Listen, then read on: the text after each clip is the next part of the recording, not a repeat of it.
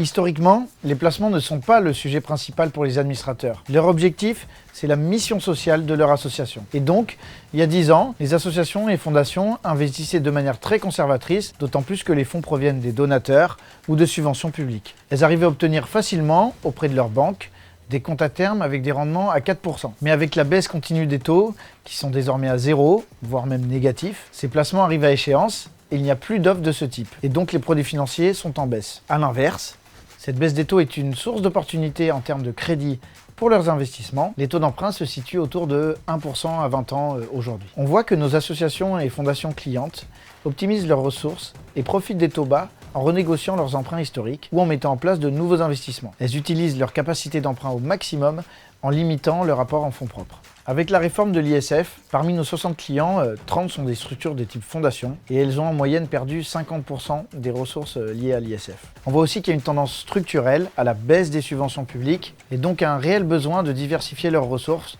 et de développer de nouveaux modèles. Pour cela, on remarque une réelle professionnalisation des DAF ces dernières années et sur la partie placement, on note la mise en place de nombreux comités financiers. Dans ce contexte, il y a 2 expertises qui sont très recherchées par les associations et les fondations. La première, c'est construire un portefeuille en se fixant un objectif de produit financier à atteindre, tout en l'adaptant à vos valeurs et votre objet social. Par exemple, certaines entités souhaitent formaliser leurs engagements au travers d'une charte ISR qui peut se retranscrire en contrainte d'investissement facile à mettre en place. On voit bien que l'offre des placements ISR se standardise, c'est une vraie tendance de fond, avec notamment la mise en place récemment du label ISR immobilier. On peut désormais beaucoup plus facilement investir en respectant à minima la sélection de supports ISR. De plus, pour les entités voulant aller plus loin, elles peuvent, en fonction d'une thématique spécifique sur laquelle elles souhaitent s'engager, dédier une partie de leur portefeuille à des fonds d'impact avec un focus sur un secteur comme l'éducation, la santé ou l'entrepreneuriat. La seconde expertise très recherchée est le conseil sur la partie financement. On accompagne les associations dans la structuration de leur financement, la renégociation des taux, la mise en concurrence de l'ensemble des banques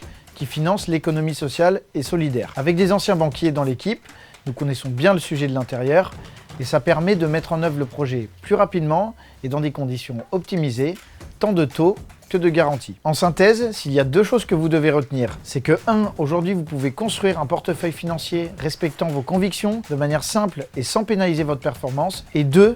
Le contexte de taux bas est aussi une source d'opportunité pour renégocier vos financements ou d'en profiter pour emprunter à des conditions très intéressantes.